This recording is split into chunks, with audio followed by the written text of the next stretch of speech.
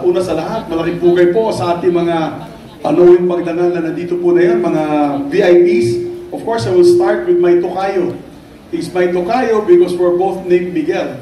I am Miguel Zubiri and Miguel Utray Delgado, no other than our pastor. Good morning, Ambassador. Thank you for being here. Of course, to my dear colleagues, mga kasama po natin sa Senado, no other than the best finance chair that we've ever had in the Senate. The best. Longest ever finance chair at 5 years. Walang iba kundi si Senator Sonny Angara. And isa sa pinakamasipag din na senador na napanood po natin sa telebisyon araw-araw dahil sa kanyang mga expose. Diba? Hindi natatakot sa mga dayuhan na nagsasamantala dito sa ating bansa, lalo na yung mga illegal pogos na yan. Walang iba kundi si Senator Win Gatchalian. Don't worry, Win, walang pogo sa Baler. Yeah. Galit sa pogo yan. Of course, to Ma'am Lisa Guerrero Nakpil, who's been a very, very good friend of mine, chairman of the National Historical Commission of the Philippines. I was one of those who endorsed you, remember? One of your endorsers. And I'm so happy that you got the post. We have also Ma'am Cookie Feria, our former ambassadors here with us. Nating ambassador natin sa Spain and Portugal. We have also, of course, Governor Reynante Tolentino of the province of Aurora, Gov. At syempre, mga magagaling sa magagaling na pamilya, no other than our Congressman Angara, sir, and my schoolmate, Mayor Rep Angara. So, at sa inyong lahat, mga mayors, local officials of Baler and Aurora, sa mga lahat po, nandito po na yun. Magandang umaga po sa inyo lahat. Good morning. Good morning. Parang gutom na po kayo. Good morning. Ikatsila naman natin. Buenos dias. Buenos dias. Buenos dias, of course, to our brothers and sisters from Spain that are here with us today. And, of course, Jeremy Barnes of the National Museum. Palakpakan din po natin si Jeremy Barnes. First of all, I just want to say thank you, Ambassador Utray, for the warm welcome you gave our delegation last October. Nagbisita po kami. We visited Spain last October 2023. Kasama ko po si Senator Win Gatchalian, Senator Angara, 8 po kaming senador. And we met with high-level officials of Spain para ituloy yung pagbibigay po ng tulong sa ating bansa, sa Republika ng Pilipinas, at sa kagandahan palad ay nakilala po namin. We had a chance to meet the King of Spain, El Rey, King Felipe VI, and we had a wonderful occasion with the King. Kami po ni Senator Angara, Senator Win Gatchalian, personal po namin siyang inimbita.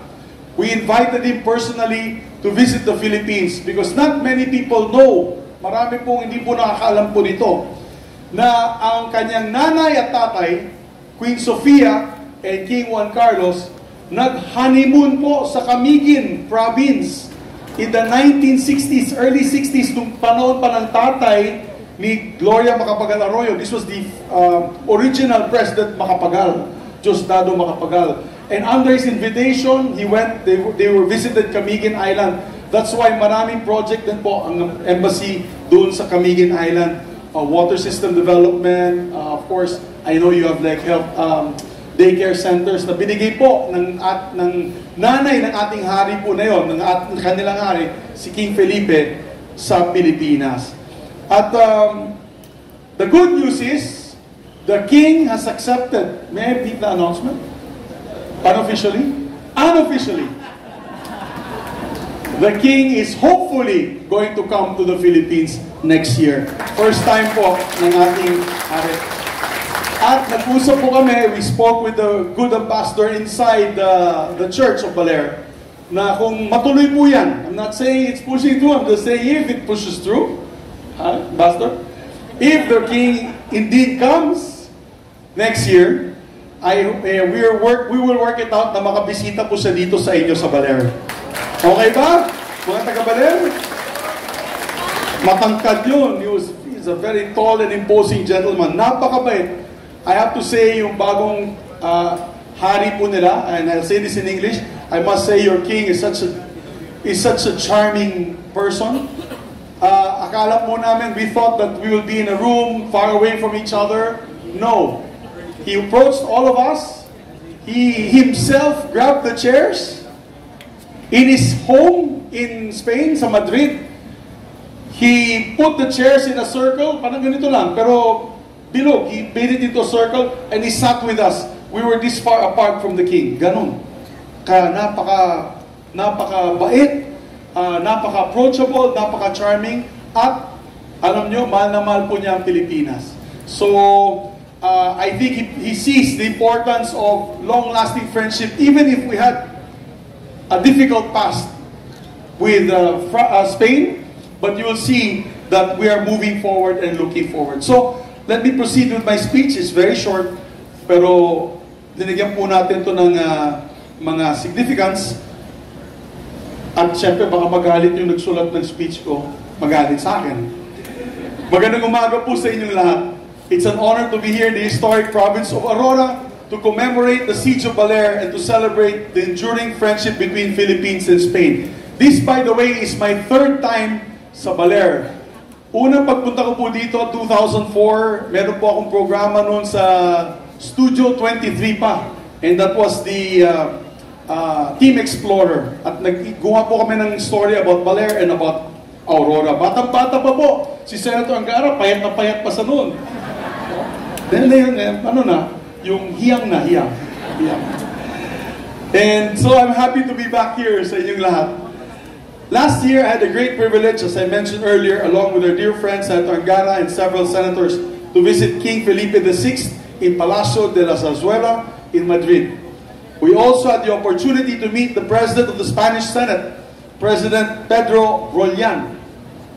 In an age of massive global conflicts, these official visits with King Felipe and the Senate President of Spain were very important milestones in strengthening Philippine-Spanish ties built on centuries of shared history.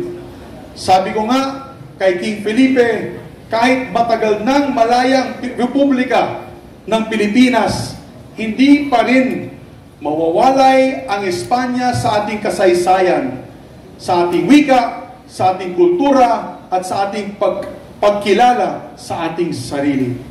We are fiercely proud of our independence, but also we cherish our heritage and our Hispanidad. You know, when I started my national campaign in 2007, salamat sa palakpak. When I started my national campaign in 2007, pag-ikot ko po, nakita po nila ako, tisoy na tisoy. Sabi ko, ano klaseng senador, magiging senador to eh? Mukha naman to si Magellan. Eh, sabi ko sa kanila, pwede yung mukha po natin kamukha ni Magellan, pero yung dugo po natin, dugo nila Lapu-Lapu. Yan ang importante.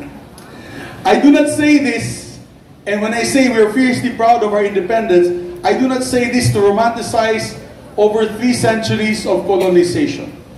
It would be a disservice to the memory of our heroes to do so.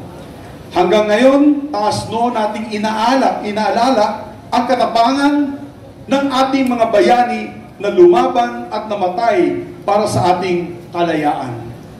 But it would be dishonest to deny that much of who we are today is firmly anchored on what Spain has given us. Mula sa ating pagiging debotong Katoliko hanggang sa mismong pangalan ng ating bansa at ng ating mga sariling pangalan at apelyido, lahat ito ay galing sa Espanya. Eh, yung tinanong ko nga si Sherwin Gatchalian kung yung Gatchalian ba Spanish. Sabi niya, Italian daw. Yeah. Kaya ngayon, nagpapasalamat tayo na ang komplikado nating kasaysayan ay nagbunga ng isang tunay na pagkakaibigan sa Espanya. There is perhaps no better moment that captures the hard-earned respect and friendship between our countries than the siege of Baler itself. The siege showed extraordinary courage, loyalty, perseverance, and patriotism on both the part of the Spanish defenders and the Filipino revolutionaries. Baler was Spain's last stand in the Philippines, but it was also the spring of our lasting friendship. Today, we look back on it not as the fall of Spain, but as her dignified withdrawal. Not as a brutal triumph of the Philippines, but as a graceful victory for allowing 33 Spanish citizens and defenders safe passage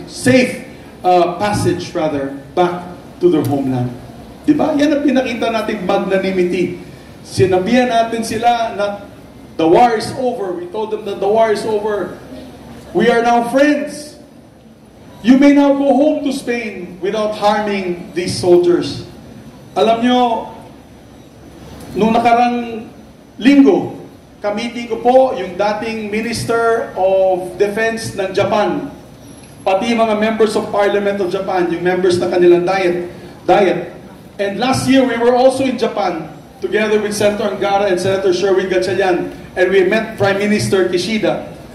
Alam nyo kung ang maalala nila, siyempre tayo naalala natin yung bakbakan, yung sa daming pinatay po ng mga Hapon dito sa Pilipinas, at lumaban po tayo, at tayo din ay nagpaalis sa kanila.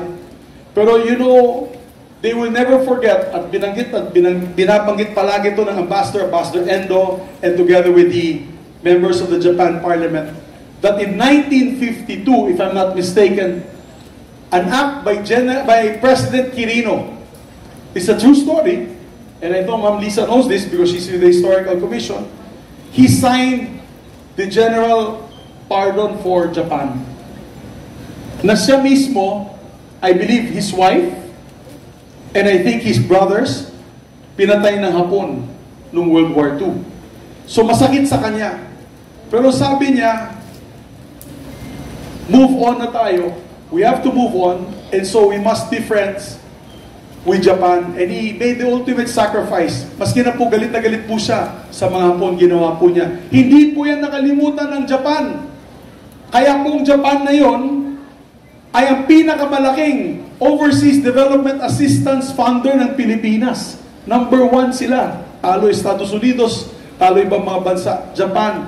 And Japan now is actively preparing, helping us with our train station, metro stations and all. Dahil sa ginawa po natin noong 1952 na we forgave them, pinatawaran po natin sila.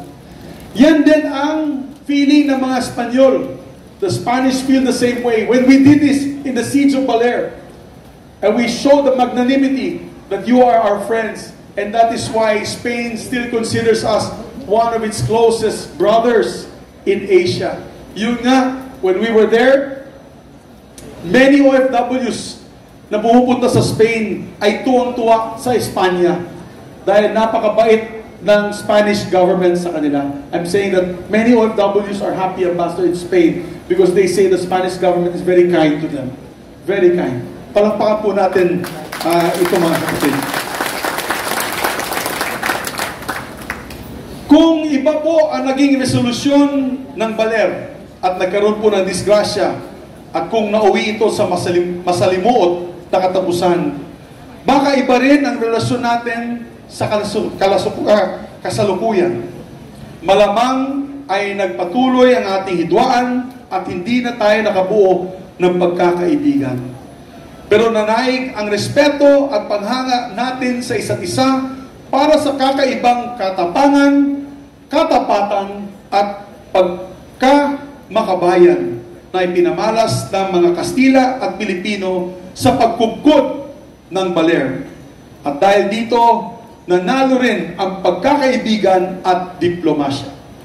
From then on, as the Philippines learns to stand on her own, we have been able to reshape our relationship into one of independent equals who are both invested in each other's growth and development.